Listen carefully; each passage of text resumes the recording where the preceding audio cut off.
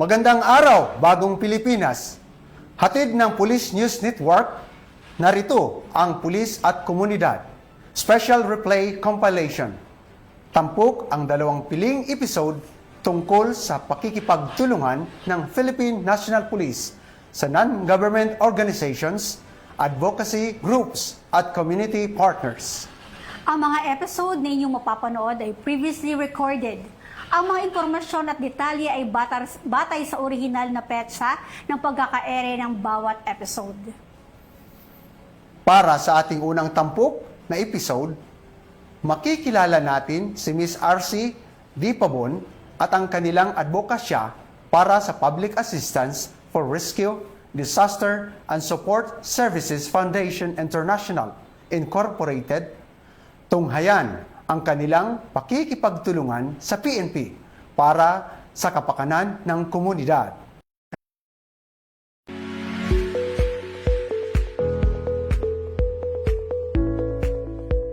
Magandang araw po sa ating mga tagapakinig at manonood.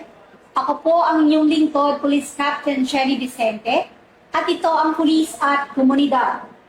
Sa ngalan po ng ating Chief PNP, Police General Jose Melencio Nartates Jr., at sa pamumuno ng ating Pangulong Ferdinand Bongbong Marcos Jr., sa Direktor po ng Police Community Relations, Police Major General Roderick Augusto Salva, at sa Direktor ng Police Community Affairs and Development Group na si Police Brigadier General Vina Guzman.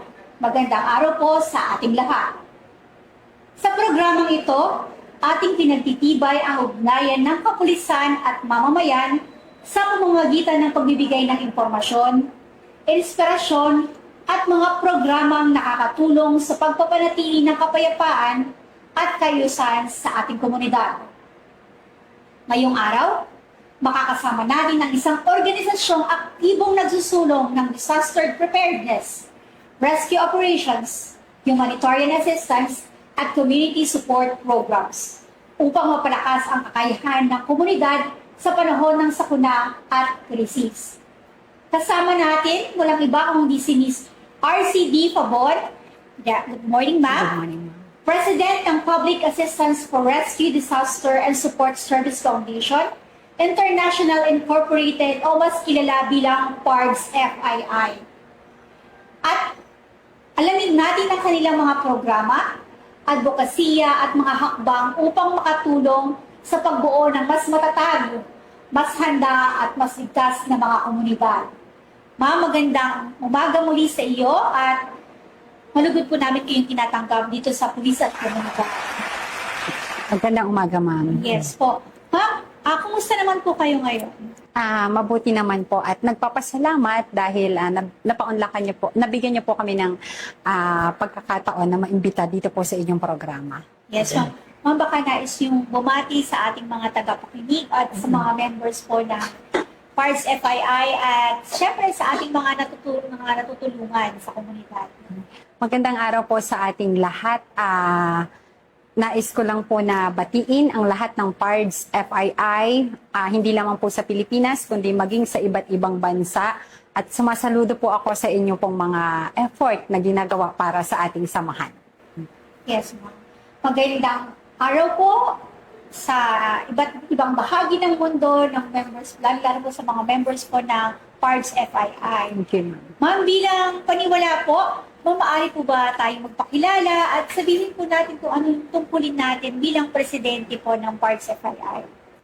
Ako po si Ms. RCD Maana Pabon, ang founding president ng Public Assistance for Rescue, Disaster and Support Services Foundation International Incorporated or PARDS FII. At ang tungkulin ko po ay pamunuan ang aming organisasyon at tiyakin na ipapatupad ang mga programa at mga proyekto para sa ating komunidad. Yes po. So ma'am, sa pagpapatupad din ng yung mga programa sa komunidad, maaari po ba din yung ikwento sa amin or magbigay ng konting impormasyon, halimbawa kung ilang members na ba meron tayo sa PARDS FII at ilang chapters na? Ayan po. Ang PARDS FII po, sa ngayon po, ang active members po namin ay nasa 30,000 plus and binubuo po kami ng 300 chapters worldwide. So sa 300 chapters. 300 chapters and 35,000 po na members. Paano po natin na ibibigay itong public assistance po ng PARS? Ano po yung mga pangunahing layunin ng inyong organisasyon? Ayan. Bali po ang PARS FII ay isang SEC-registered humanitarian and volunteer organization na tumutulong po sa larangan ng rescue, disaster response, public safety, community service at crime prevention, katuwang ang ating PNP at iba pa pong LGUs na nakakasakop sa aming mga chapters. Yes po. Yung pangunahing layunin pa lang po natin, talagang makikita na natin na hindi lamang ito for natural calamity. Yes, ma'am. Nandyan din po yung anti-criminality campaign natin. Yes, At the ma'am. same time, yung ating mga community relations like yung mga ating orientations sa schools, Yes, yung trainings po. Mhm. Kaya naman po, itong pagsisimula po ng PARS FII, ano po yung naging inspirasyon natin upang maitatag to? Ayan, nagsimula po ang PARS taong 2006 at naging PARS Foundation International taong 2013 para mas mapalawak pa po yung aming advocacy. Ito po, ang hangarin po nito ay makapagbigay ng libreng serbisyo at makatulong sa ating mga komunidad, partikular sa ating kapulisan, lalo na nga po doon sa kanilang campaign kontra krimen at illegal na droga. And syempre, nandyan din po ang PARS FII para tumulong, lalo na sa panahon ng kalamidad at sa mga taong nangangailangan ng tulong. Ma'am, ano naman po ang pangunahing programa at serbisyo ng PARS FII na binibigay sa publiko? Ayan, unang-una po yung community outreach program natin. Pumupunta po tayo sa mga home for the aged. Like last month po ata, kasama ng ating kapulisan, nasa Manila Boys Town po tayo at namahagi tayo ng mga ilang pangangailangan ng mga bata doon. Then meron din po tayong disaster response outreach, then environmental activities, then public safety advocacy, information drive, at suporta po sa PNP bilang PNP Force Multiplier. Ma'am, napakahalaga po talaga ng ugnayan sa komunidad sa pamamagitan po ng ating mga NGO at nakasuporta naman po ating mga kapulisan ng Philippine National Police. Kaya dito sa kahalagahan po, nabibigyan po natin ng komunidad ng importansya. Kaya Yes, ma'am. sa pamamagitan ng mga gawain ito, bakit po mahalaga ang kahandaan ng komunidad pagdating po sa kalamidad at sakuna? Ayan, mahalaga po ang kaalaman dahil dito po nababawasan ang pinsala, napoprotektahan ang buhay at nalalaman kung ano yung mga dapat at mga hindi dapat gawin para makapaghanda tayo, lalo na po sa anumang sakuna. Yes po. Kaya naman po, yung bilang kahandaan po ng ating Yes, mga ma'am. kasamahan ng mamamayan po, paano po tayo nakakapagbigay ng tulong sa komunidad upang mapaghandaan po nila ang panahon ng emergency? Ayan po, bumababa po kami sa mga schools, sa mga barangays upang mag-conduct ng orientations, trainings, information drives, and yun po, nakikipag-ugnayan po tayo sa iba't ibang ahensya ng gobyerno at sa mga ating stakeholders. Makikita po natin na hindi lamang po sa kapulisan or sa PNP po kayo nagkakaroon ng coordination. Yes, So even po sa LGUs, para merong pagtutulungan, sabi nga po nila, yung pagpapanatili ng kapayapaan at pagiging handa, hindi lamang po ito'y trabaho ng PARS FII. Yes. Maging ang barangay at ang kapulisan, sama-sama po tayo nagtutulong-tulong para dito sa mga ganitong kahandaan, lalong-lalo na po itong mga panahon ng sakuna, sabi nga po na usong-uso sa ating mga Pilipino, ang bayanihan. Yes, So ma'am. yung hindi natin maalis sa ating puso na tayo tumulong. So kaya naman po itong mga disaster preparedness activities na isinasagawa po ng PARS. Ano naman po yung naituturo po natin aside from sa orientation, nagkakaroon po ba tayo ng mga drills? Yes, ma'am. Nagkakaroon po ng mga seminars, trainings, first aid orientation, rescue orientation, evacuation drills, and community awareness. Yung mga pangunahing dapat gawin kapag may sakuna na nangyari. So, nagpo-provide po kami sa kanila ng mga impormasyon patungkol doon. Yes, ma'am. Doon lang sa pagbibigay niyo po ng information, kayo po ba yung nagpo-coordinate sa mga nurses natin, lalo sa first aid? Yung sa drill po ba tayo nagpo-coordinate sa AFP or paano po ninyo, sa members po ba ninyo na nanggagaling ang training, or paano po yung inyong liaisooning para po maibigay itong ganitong klaseng seminar at training po sa eskwelahan? Ayan. Meron po kaming team, like rescue team, kung saan merong isang leader and may mga miyembro din po sila na pinag-aaral din po namin. Halimbawa po sa Red Cross, MDRRMO, ayan po. And then, kapag nagbibigay po sila ng lecture, lagi din po nilang kasama ang Red Cross, NMDA, kasama din po nila, and then yung ating mga LGUs na nangunguna pagdating sa pagtulong sa ating mga disaster awareness. Yes po. Makikita doon sa iyong pagsasalaysay ngayong araw, makikita po natin ang sistema ng Parts FLI. Yes, ma'am. So, by team po ang inyong ginagawa. Yes, ma'am. So, meron for disaster, meron for anti-criminality. Yes, ma'am. So, napaka-organize po ng Parts FII. At talagang makikita ang planado kung anong klaseng tulong na bibigay sa komunidad. Kaya naman, ma'am, itong mga tulong na ibinibigay natin sa mga organizations, lalong-lalo na po sa rescue and relief, that humanitarian operations, paano niyo po sila tinutulungan? Paano po tayo nagbababa ng tulong sa komunidad? Ayan po. Unang-una, nakikipag-ugnayan po tayo doon sa barangay kung ano po yung pangunahing pangangailangan po nila. Then saka po tayo nagpapadala kung ano man po yung tulong na kailangan nila sa lugar. Halimbawa po, bagyo, after ng bagyo, kailangan ng mga kababayan natin ng pangunahing tulong, mga pagkain, relief goods, nagpapadala po tayo sa ating mga kababayan doon. Yes po. Talaga po, bababa sa ground for the assessment po. Yes, ma'am. Hindi po basta-basta rin tumutulong, bagkos inaaral po natin yung mga pinamimigay po natin. Yes, ma'am. At the same time, syempre, dapat under response and emergency situation talaga yung Yes, barangay na ma'am. bibigyan ng tulong ng Parts FII. Opo. Ma'am, pwede po ba ninyong ikwento sa amin yung mga karanasan ninyo sa pagtulong with the Philippine National Police po and other local units po ng ating pamahalaan? Okay po. Dahil po sa pakikipagtulungan at magandang ugnayan ng PNP and our LGUs, mas napapabilis po at mas nagiging organisado ang pagsasagawa ng isang proyekto at isang programa sa isang komunidad. So maganda po talaga yung may magandang relationship between the PNP and the LGUs at doon po sa community kung saan ipapadala at ipapaabot yung tulong. Yes po. Ma'am, kitang-kita naman natin talaga yung pagpapanatili ng kapayapaan at pagbibigay ng katahimikan or katiwasayan sa lipunan or sa komunidad. Ito'y dapat sama-samang pagtulong. Ito'y isang cooperated na trabaho. Yes, ma'am. Kumbaga, hindi lamang sa Parts FII, maging sa police din tumutulong and dun sa barangay.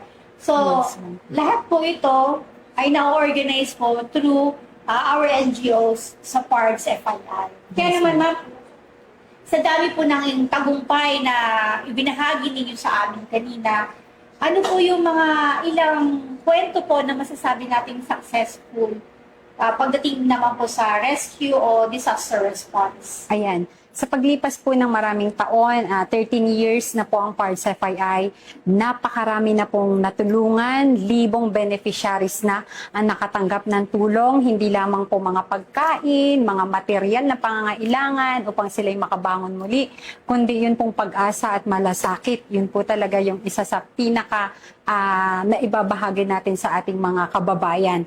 And halimbawa po, yung sa Cebu na nangyari, marami pong mga kababayan natin ang nawalan ng tahanan. So ang mga miyembro po namin ay nag-share para kahit paano, pambili man lang nila ng mga bubong, ng mga kung ano man yung material na kailangan para makapagbuo ulit sila ng panibagong bahay. Yes. So yun po yung mga ilan sa mga naibigay ng tulong ng Parts FII. Very recent lang po yung nangyari sa Cebu. Sa Cebu and Negros sa po. Negros. Talaga naman kung hindi natin masasabi na kung kailan hindi nagbibiro ang tadhana kapag nagbuhos ang kalamidad, talagang hindi Yes, ka lang ma'am. dapat handa. Even yung mga kapwa nating Pilipino, pinaghahandaan din po yan sa Yes, ma'am. pagpagitan po ng pagtulong. Kaya naman po, ano po yung mga pangunahing accomplishments po natin this year na pwede po natin i-share sa ating mga manonood? Yan. This year po, siguro ang isa sa mga major accomplishment ng PARDS FII, sa kabila ng hirap ng buhay, sa kabila ng maraming pagsubok, na natili pong mas maging matatag, mas lumago, mas dumami ang PARDS FII. Kasi po yun yung goal namin, mas mapalawak pa para mas marami pa po kaming maabutan ng tulong, hindi lamang po dito sa NCR, kundi maging sa iba't ibang bahagi ng bansa. And pangalawa po, yung patuloy na accreditation namin sa PNP, na kinikilala po kami bilang PNP Force Multiplier or Advocacy Support Group. So, isang major accomplishment para sa amin po yun kasi mahirap po na pagkatiwalaan ng isang ahensya na kagaya ng ating kapulisan. Kaya sobrang nagpapasalamat din po kami doon. And sa libo-libo naming mga natulungan ng mga beneficiaries, yung nagpapasalamat po sila dahil kahit paano nabigyan namin sila ng pag-asa at maramdaman nila na may nagmamalasakit po sa kanila. Major accomplishment po sa amin yun. Yung pasasalamat at makita yung mga ngiti sa kanilang mga mukha. Yes po. Napakaganda po ng inyong binahahi regarding po sa accomplishments po. Lalong-lalo na po yung sa binanggit ninyo na yung strength within the group po. Yes. Kaya nga sabi nga po, patuloy po ang paglanggo ng PARDS FII. Ibig sabihin, mas maraming matutulungan.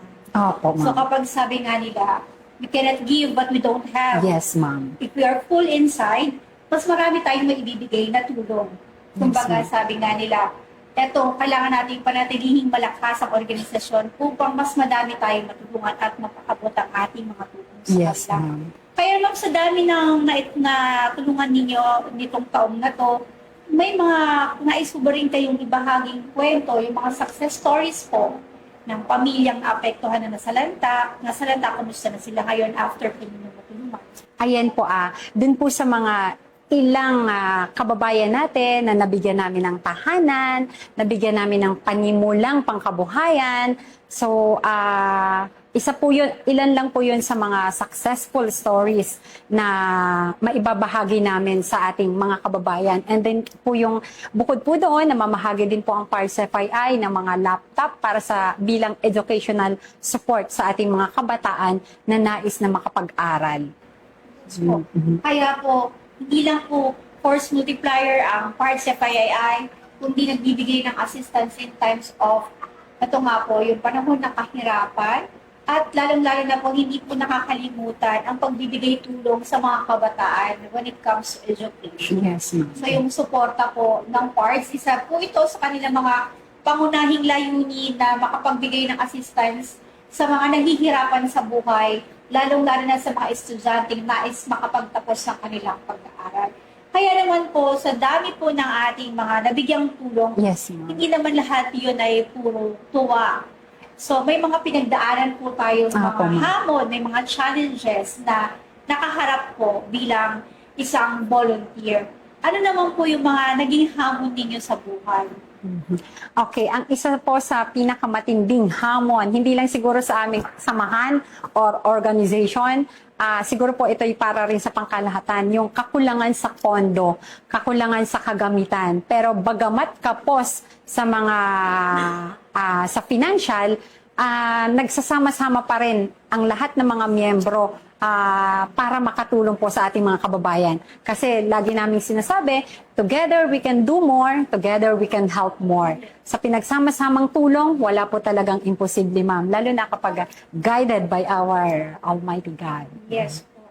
Talaga naman po, talaga, in numbers there's strength. Yes, So, ma'am. kahit gaano mang kaliit ang iyong Strength. maibigay basta pinagsama-sama, talaga Totoo, ma'am. maabot ang tulong kung saan ito, kung kanino man ito maitatadhana. Yes, ma'am. Kaya Tama naman po. po, dahil sa magaganda po nating plataforma sa PARDS FII, maaari po tayong maghikayat ng ating members na nais sumali po sa PARDS FII. Ayan po inaanyayahan po namin ang lahat na maging bahagi ng solusyon sa pamamagitan ng volunteerism at aktibong pakikilahok sa mga community programs na isinasagawa hindi lamang po ng kapulisan, kundi ng ating mga barangay level. So, basta sama-sama, kayang-kaya po nating lahat. And patuloy lang po tayong maglingkod sa ating bayan at sa ating kapwa.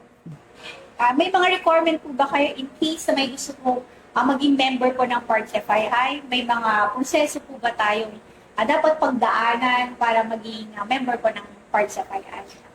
Kung nais niyo pong maging bahagi ng Parts FII, kinakailangan niyo lamang po na magbigay ng kahit paano'y oras para sa ating pagtulong sa iba, and may malinis po na record sa inyo pong community, and talaga pong mula sa puso yung ating pagtulong sa kapwa. So, yun ma'am. Anyone po ay welcome sa Parts FII basta willing kang tumulong, handang magsakripisyo para sa ating bayan. Yes po. Talaga naman po itong pagsasakripisyo na to, hindi lang naman po nag-end sa sacrifice. Yes, ma'am. Talagang masaya naman po talaga ang tumulong. Ibang grasya ang binibigay ni Lord kapag tayo nakakatulong sa atin. Yes, ma'am. Kaya naman, ma'am, sa inyong pananaw, paano po natin mapapalakas ang coordination sa community, sa NGOs, sa LGUs, at sa iba't ibang law enforcement agency na itong panahon ng sakuna, lalong-lalo na ito, papasok na po ang panahon ng tagulan. Okay. Siguro po mas mapapalakas pa natin ang magandang ugnayan between the PNP, LGUs, and other sectors sa pamamagitan po ng regular communication at maayos na pagpaplano at patuloy na trainings and seminars, and ang pinaka-importante din po sa lahat ay yung pagkakaisa ng lahat ng sektor, dahil wala naman po tayong ibang layunin kundi ang makatulong sa ating mga kababayan. So yun ma'am, sana po ay patuloy yung magandang communication, kasi kapag nawala yung communication, mahirap mag-respond or tumulong sa mga nangangailangan nating kababayan. Yes po. Ma'am, ano naman po ang mga susunod nating proyekto or mga programa para sa publiko na aabangan ng ating publiko? Ayan. Mas marami pa po sanang disaster preparedness trainings, outreach programs, environmental protection or projects like clean up drive, tree planting, at iba pa pong mga community services like yung mga optical mission, medical mission, gift giving, and syempre po yung pagpapalawak din po ng aming chapter para kahit saan man may humingi ng tulong, meron pong Parts FII na maghahandog nito para sa inyo. Kaya mga bilang pagtatapos, ano po ang nais ninyong ibigay na mensahe sa ating mga kababayan tungkol sa kahalagahan at kahandaan ng pagkakaisa or pagtutulungan po sa panahon ng kalamidad? Ayan, ma'am. Ang kahandaan, pagkakaisa at pagtutulungan ang susi sa ligtas at matatag na komunidad. Sama-sama po tayong maglingkod at mahalin po ang ating kapwa at ipagpatuloy natin ang paglilingkod ng voluntaryo para sa ating bayan. Maraming salamat po. Ma'am, maraming salamat po sa inyong pagpapaunlak sa amin dito sa Pulis at Komunidad. Marami po kaming natutunan at ito pala ang Parts FII, hindi lang siya force multiplier when it comes to anti-criminality. Nandiyan din po siya para po sa mga panahon ng sakuna o tinatawag natin ng natural calamities. At higit po sa lahat, kami po dito sa PICAG, nagpapasalamat po sa inyong tulong at suporta upang mapagpatuloy po natin ang ugnayan sa komunidad. Maraming salamat po kay Ms. R.C. Pabon, President po ng Public Assistance for Rescue, Disaster, and Support Service Foundation International Incorporated, sa pagbabahagi ng kanilang mga programa at advokasya na naglalayong mapalakas sa kahandaan at katatagan ng ating mga komunidad. Mga kababayan, pinakita ng ating panauhin na sa panahon ng kalamidad at krisis, ang pagkakaisa, kahandaan, at malasakit sa kapwa ang pinakamahalagang sandata upang malampasan ang anumang pagsubok. Patuloy nating suportahan ang mga programang nagtataguyod ng disaster preparedness, public safety at community resilience. Sama-sama nating maitayo ang mas ligtas at mas matatag na kinabukasan para sa bawat Pilipino. Muli, ako po si Police Captain Cherry Vicente at ito ang inyong programang Pulis at Komunidad. Bagong PNP para sa bagong Pilipinas. Serbisyong mabilis, tapat at mararamdaman.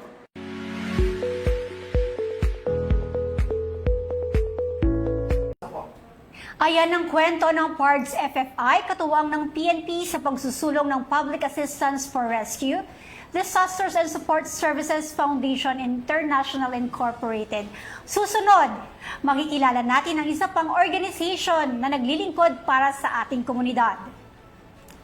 Para sa ating ikalawang episode, tampok ang Sangguniang Masang Pilipino International Incorporated o SMPII at ang kanilang mga programa para sa nation building at community development. Narito ang kanilang kwento ng serbisyo at pakikipagtulungan sa PNP.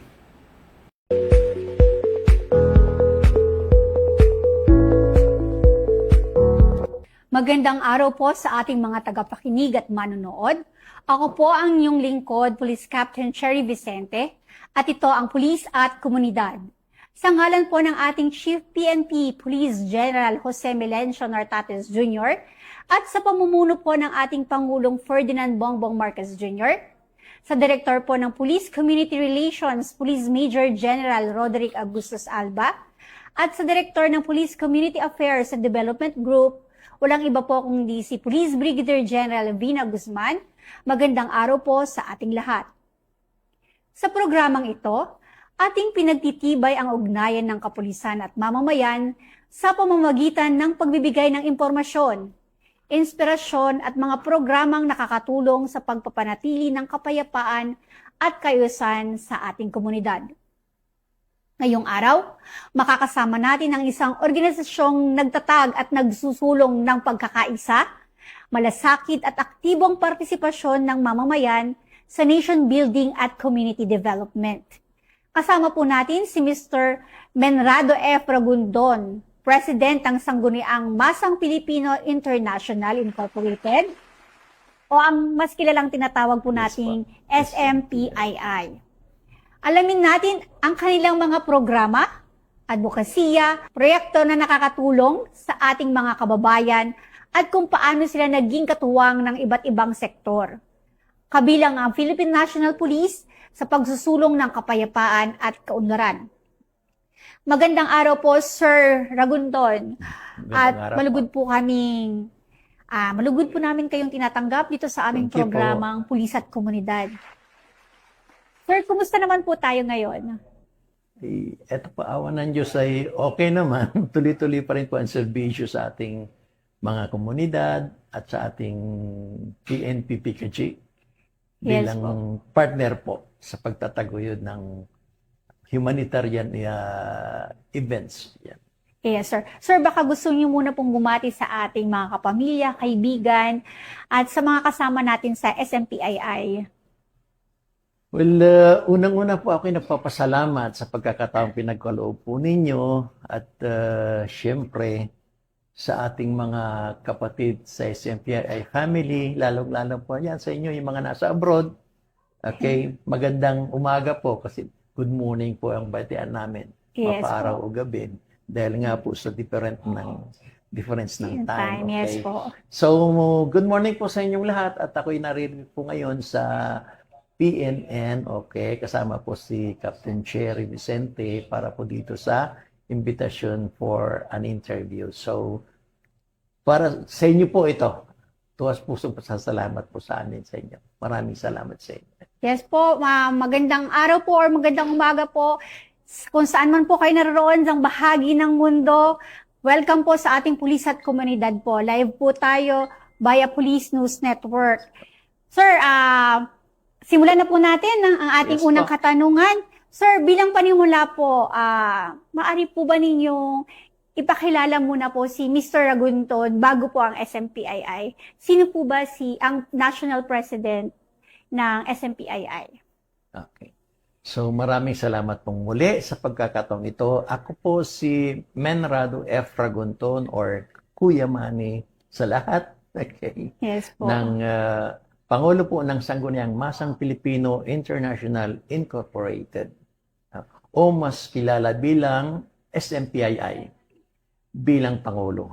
Ang aking pangunahing tungkulin ay para pangunahan ang ating organisasyon sa pagsusulong ng mga programang nakatuon sa paglilingkod sa komunidad, pagtulong sa mga nangangailangan, at pakikayat sa mga mamamayan na maging aktibong bahagi ng nation building. Yes po. Sir, since bahagi po ang SMPII ng nation building, ano po ang SMPII at ano po ang pangunahing misyon at layunin ng ating organisasyon?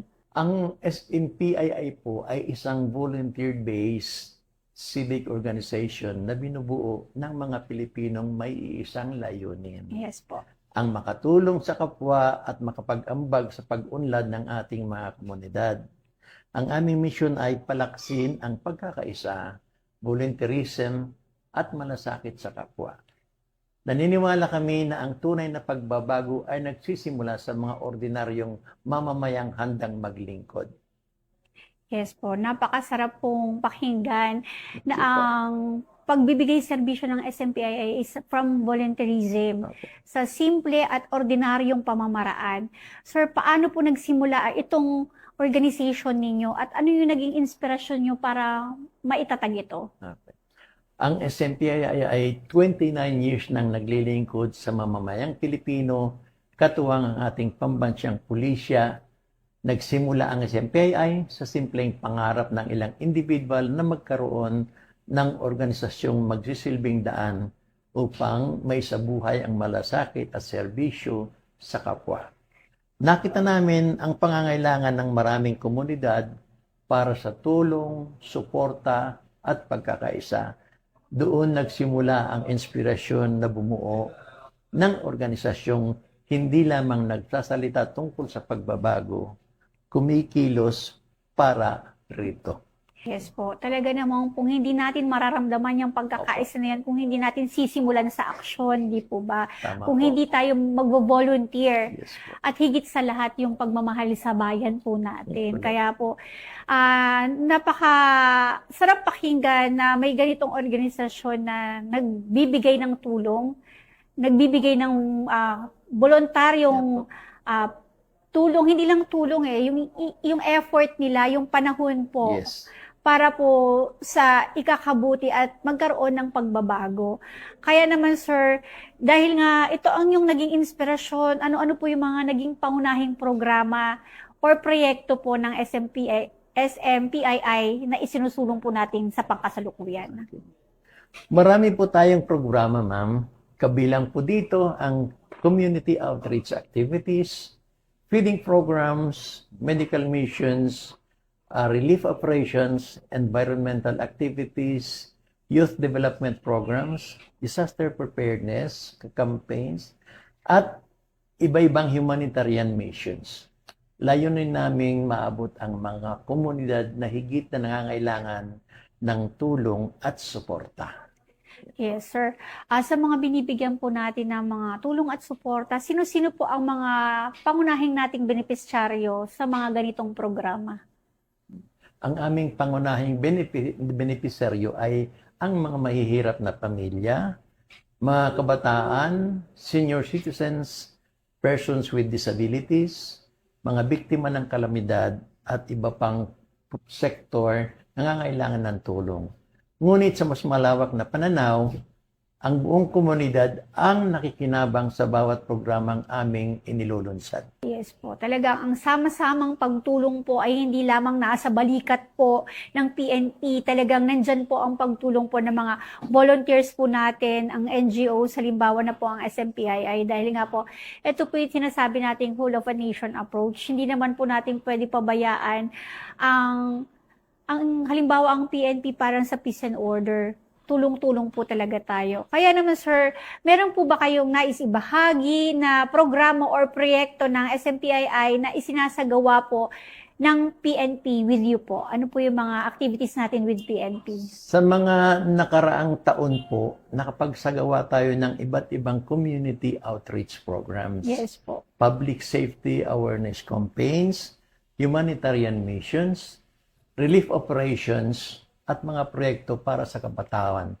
Katuwang po ang ating Philippine National Police, Police Community Affairs and Development Group, or PCAG, mga lokal na pamahalaan at iba pang ahensya ng gobyerno. Ang mga partnerships na ito ay nagpapakita na mas marami tayong magagawa kapag sama-sama tayong kumikilos. Ano naman po yung pangunahing mga accomplishments po ng SMPII nitong mga nagdaang taon? Kasi po nabanggit din po ninyo at isa po kayo sa mga napiling outstanding NGOs po ng PICAG. Lubos naming ipinagmamalaki ang paglago ng aming organisasyon sa loob at labas ng bansa. Yes. Nakapagbigay tayo ng tulong sa libu-libong kababayan sa pamamagitan ng iba't ibang outreach humanitarian programs. Isa rin sa aming ipinagmamalaki ang mga pagkilalang natanggap ng SMPII mula sa iba't ibang institution bilang pagkilala Yes. sa aming dedikasyon sa paglilingkod at sambayanan.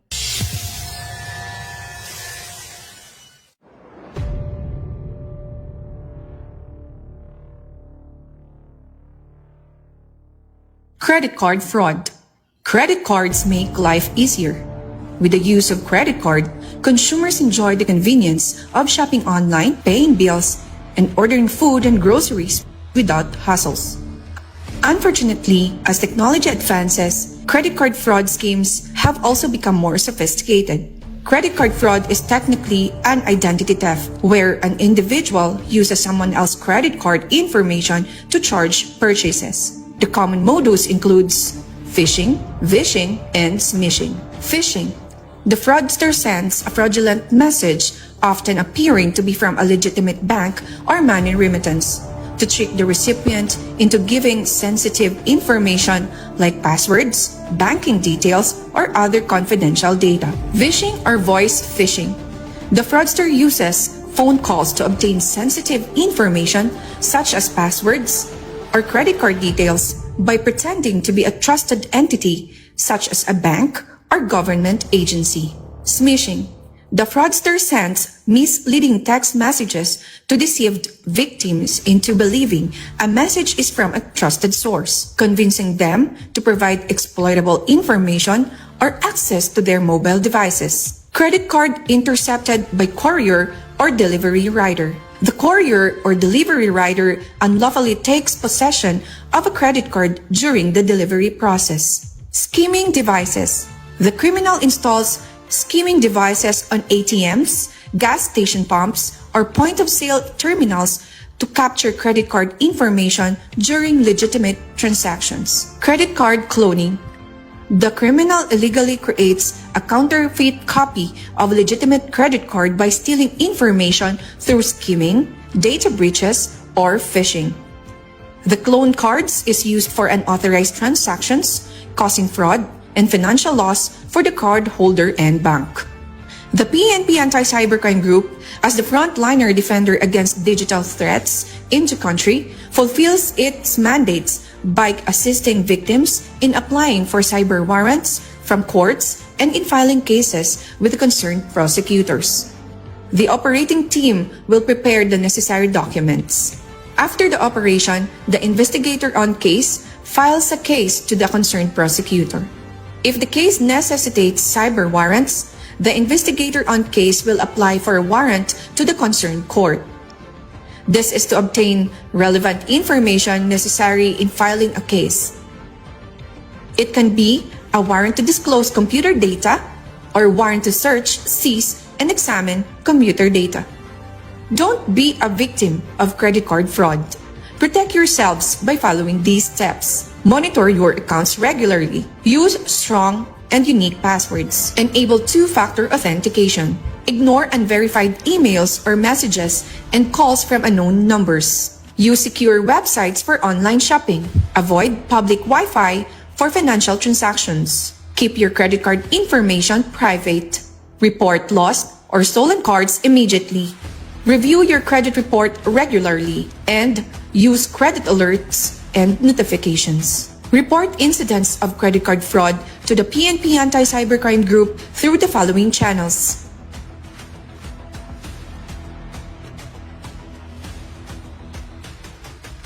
PNP Anti-Cybercrime Group, watching over you on the cyberspace.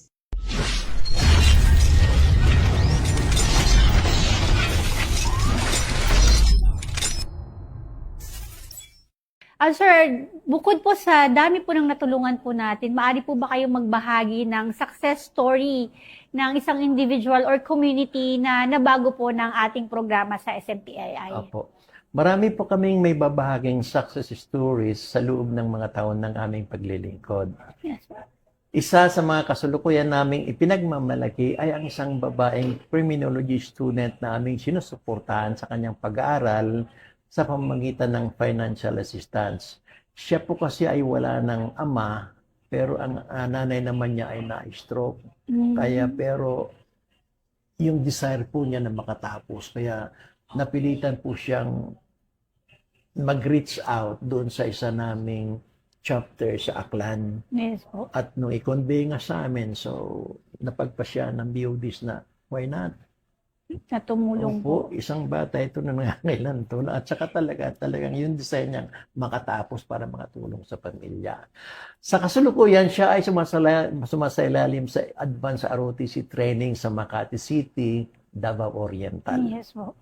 Nakakatuwang makita na ang munting tulong na naibigay ng SMPII ay naging daan upang mas mapalapit siya sa kanyang pangarap na maging lingkod bayan. Yes po. Bukod dito, mayroon na rin kaming ilang kabatang estudyante na noon ay naging benepisaryo ng aming educational at community support. Ngayon sila ay ganap ng miyembro ng Philippine National Police at nagsisilbi na sa ating bayan. Para sa amin, ito ang isa sa pinakamalaking tagumpay ng SMPII, ang makita ng aming mga kabataan, minsang nangangailangan ng tulong ngayon ay mga professional na at nagsisilbi rin sa kanilang kapwa. Marami rin kaming mga dating benepisaryo na naging volunteers at aktibong miyembro ng organisasyon. Ito pinapakita lamang nito na ang kabutihang na ipapasa mula sa isang tao patungo sa iba ay lumilikha ng mas malawak na positibong pagbabago para sa komunidad. Para sa amin, hindi lamang bilang ng mga proyekto ang sukatan ng tagumpay, kundi mga buhay na nagbabago at ang mga pangarap na natutupad dahil sa sama-samang pagkilos at malasakit sa bawat isa. Sa larangan naman ng serbisyo para sa mga overseas Filipino workers OFWs, isa ito sa mga advokasyang malapit sa puso ng SMPII. Sa pamamagitan na aming mga aktibong chapter sa Middle East, particular na sa United Arab Emirates at iba pang mga bansa, Saudi Arabia, Qatar, and Kuwait, patuloy kami nagpagtulungan sa Philippine Embassies Consulate at iba-ibang Philippine community organizations upang matulungan ang ating mga kababayan sa oras ng pangangailangan. Sa UAE lang po, meron kaming natulungan siguro nasa over 180 na mga kababayan natin na misfortunate, sabi ko. Yung mga may problema ko sa mga kasabay, tumatakas sa mga nila, sa mga amo nila, sinasaktan, kung ano-anong klaseng kaso. Mga abuso po. Opo. Ang dami na rin po namin natulungan sila na mapauwi madala sa ating embassy. Yes po. Sa mga nagdaang taon, nakapagbigay kami ng suporta sa maraming OFWs na nakaranas ng pang-abuso. Yan po yun, labor-related concerns at iba pang suliranin. Yes po. Naging katuwang kami ng ating mga embahada at iba pang ahensya ng pamahalaan sa pag-refer ng mga kaso, pagbibigay ng agarang tulong, pakipag-ugnayan sa mga otoridad at pagsuporta sa mga proseso upang makamit ang ating mga kababayan ang kinakailangang proteksyon at tulong mula sa gobyerno. Sa kasulukuyan, habang patuloy na sinusubaybayan ng pamahalaan ang sitwasyon dulot ng tensyon at kaguluhan sa pagitan ng Iran, Israel at Estados Unidos, nakaanda rin ang mga miyembro at chapter ng SMPII sa Middle East na tumulong. At sa kasalukuyan po ay patuloy na tumutulong sa ating mga embahada at mga ahensya tulad ng DFA, DMW at OWA sa pagbibigay ng informasyon pag-abot sa mga apektadong OFWs at pagsuporta sa mga repatriation at welfare effort para sa kaligtasan ng ating mga kababayan. Eto nga po, sabi namin, kayo ba hindi aalis? Eh, nagigera niya dyan, sabi nila, sila daw po ang huling aalis. Yes po. Siyempre po, Ganyan naghahanap po. buhay po. Ganyan po talaga ang aming dedikasyon. Para opo. bang inako na namin na responsibilidad, obligasyon namin na mapalis muna yung mga gustong umuwi Yes po. bago pa man kami. Kasi Totoo po. danas ko na po yan. Dahil nung golf bar, nandyan din po ako. Yes. Pero hindi ako umalis. Talaga po yung pagtulong sa kapwa, wala pong pinipiling oras, wala pong pinipiling estado Correct sa po. buhay. Even po magsakripisyo po tayo, ganyan po talaga ang pagtulong. Kaya nga po, sir, sa dami po ng experiences ninyo ng pagtulong po at very successful po ang mga stories po kasi po nakapag-graduate po kayo ng mga kabataan at ngayon po member na po ng Philippine National Police. Sa dinami-dami po ng mga achievements and accomplishments po ninyo, ano naman po yung naging hamon? Siyempre, sir, hindi naman lahat laging success stories. Nandiyan po yung mga challenges. Ano po, sir, yung mga kinaharap ninyo mga challenges at paano po ninyo ito nalagpasan? Tulad ng maraming NGO po, isa sa pinakamalaking hamon ay ang limitado naming resources. Dahil siguro sa lahat po ng NGO, kami po yung walang sponsors. Yes po. Sariling bunsa lang po talaga namin. Ngunit dahil sa dedikasyon ng aming mga volunteers, suporta ng aming mga partners at tiwala ng komunidad, patuloy naming naipapatupad ang aming mga programa. Natutunan namin na kapag may pagkakaisa at malinaw na layunin, walang hamon na hindi kayang lampasan. Yes po. Talaga naman po. Talagang pong sa grasya rin po ng Panginoon, talagang malalagpasan natin ang anumang pagsubok, lalong-lalo na po kung yung hinaharap nating misyon ay para sa pagbabago Opo. at para sa ikakaunlad po ng ating pamayanan. Kaya naman sir, paano po ninyo nakikita ano naman po yung papel ng kabataan sa inyong advokasya? Kasi kanina po nabanggit ninyo na talagang ang mga kabataan ay isa po talaga sa inyong mga beneficiaries, talagang pinag-aaral nyo po sila. Siyempre, binabackground po kung talagang nangangailangan ng tulong. So ano po yung nakikita niyong papel nila para po maisulong ang inyong advokasya? Napakalaki po ng papel ng kabataan. Tulad nga ng sinasabi natin, sila ang kinabukasan ng ating bansa. Yes po. Sa SMPII, hindi lamang sila benepisaryo, kundi katuwang din sila sa pagbabago. Totoo po. Marami sa aming mga aktibong volunteers at leaders ay mga kabataan na nagpapakita ng kahangahangang dedikasyon sa paglilingkod. Yes po. Talaga pong malaking bagay po na mabigyan po ng empowerment ang mga kabataan Opo. natin para maganda rin po ang magiging kinabukasan nila. Kaya naman sir, marami pa po akong gustong itanong at napakaganda po ng mission po ng SMPII. Yung makikita po natin yung pagmamahal sa kapwa at yung kagustuhan na magkaroon ng pagbabago. Opo. Kaya naman sir, kahit gusto pa nating dagdagan ng ating kwentuhan, kailangan muna po nating magbigay po ng mensahe sa ating mga mamamayan na nais maging bahagi po ng SMPII sa mga community activities po natin and volunteer programs. Maaari na po kayo magbigay ng mensahe or hikayatin na sumali po sa SMPII. Sa ating pong mga mamamayan na gusto pong sumapi sa aming sa ating samahan o sa SMPII, ay huwag po silang matakot magsimula. Hindi po nila kailangan maging eksperto or may malaking kakayahan para makatulong. Yes po. Ang mahalaga ay may puso, handang maglingkod. Yes po. Yes. Ang bawat maliliit na kabutihan ay malaking epekto sa ating komunidad pag ito po ay pinagsama-sama. Totoo po. Kaya naman sir, sa dami ng pinagdaanan ng SMPII, sa dami po ng accomplishments ng SMPII, talaga naman kami po dito sa PKG, nagpapasalamat po sa inyong partnership sa amin at naabot po natin ang kahit impossible mission po, na kahit po ito ay, sabi natin ay delikado, ngunit nandyan po ang SMPII para ipaabot po ang tulong para sa ating mga kababayan. Kaya naman sir, thank you very much po. Welcome, ma'am. Meron po kayong gustong i-announce? Meron po ba kayong mga upcoming activities na gusto niyo pong imbitahan ng ating mga kababayan?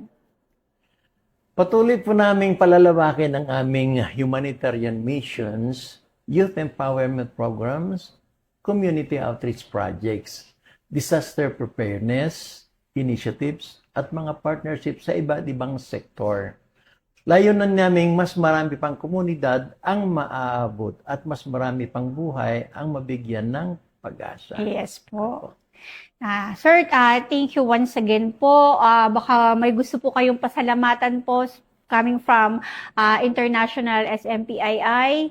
Maaari niyo na po muna kayong magpasalamat sa kanila. Sa lahat ng ating mga pabayan, nais kong ipaabot ang pagbabago ay hindi nagsisimula sa malalaking bagay. Yes po. Nagsisimula po ito sa simpleng malasakit, pakikisa at kahandaang tumulong sa kapwa. Kapag tayo ay nagkakaisa at sama-samang kumikilos para sa ikabubuti ng komunidad, mas magiging matatag ang ating bansa. Sa SMPII, naniniwala kami na ang bawat Pilipino ay may kakayahang maging bayani sa kanyang sariling paraan. Yes po. Sama-sama nating itaguyod ang diwa ng pagkakaisa, serbisyo at pagmamahal sa bayan. Yes po. Talagang tunay nga po ng SMPII, may malaking puso po para maipakita sa sambayan ng Pilipino na hindi kailangan meron tayong pera. Opo. Hindi kailangan na meron tayong mga ipamimigay na kung ano-ano. Ito'y nagsisimula sa pagmamahal sa ating Opo. kapwa. Kahit ang inyong panahon, karunungan ay pwede nyo po maging ambag para po sa simpleng pagbabago po Opo. na siyang magbibigay ng pag-asa sa ating bayan. Opo. Kaya sir, napakaganda po ng inyong mensahe, very inspiring po. Kaya naman po kami dito sa Police News Network, we are very honored po na makasama namin kayo at makilala po kung ano yung SMPII. Binabati rin po pala namin sa South Sudan si Police Captain Nomor Macaraeg, ang advisor po ng SMPII. Hello po dyan. Kumusta po? Sir, maraming salamat pong muli kay Mr. Menrado F. Ragunton, President po ng SMPII o ang tinatawag na Sangguniang Masang Pilipino International Incorporated.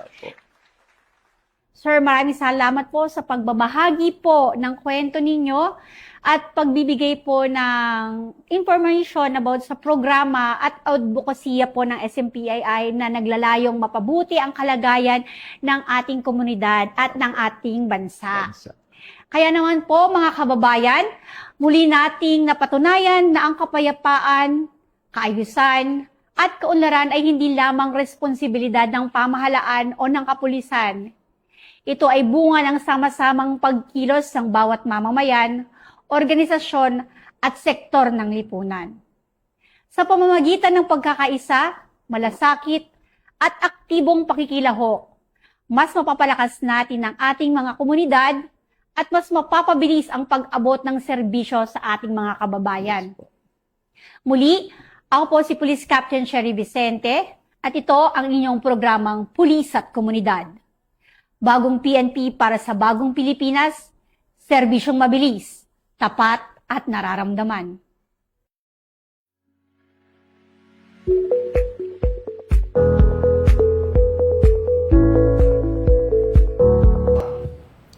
At bago po tayo magtapos, ay binabati po natin ang aming direktor ng Police Community Affairs and Development Group.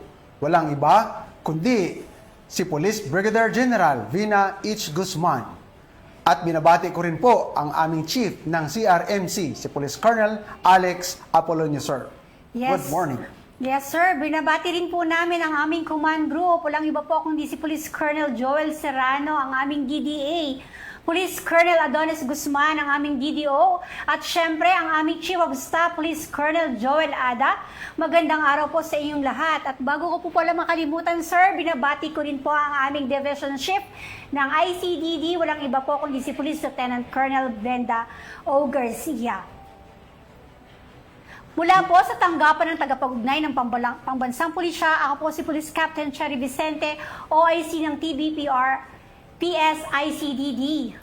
At ako naman po si Police Major Adonis Paul G.S. Camillan, Assistant Chief CRMC ng PNP PKG. Ito ang bagong PNP para sa bagong Pilipinas, serbisyong mabilis, tapat at nararamdaman. At ito ang pulis at komunidad.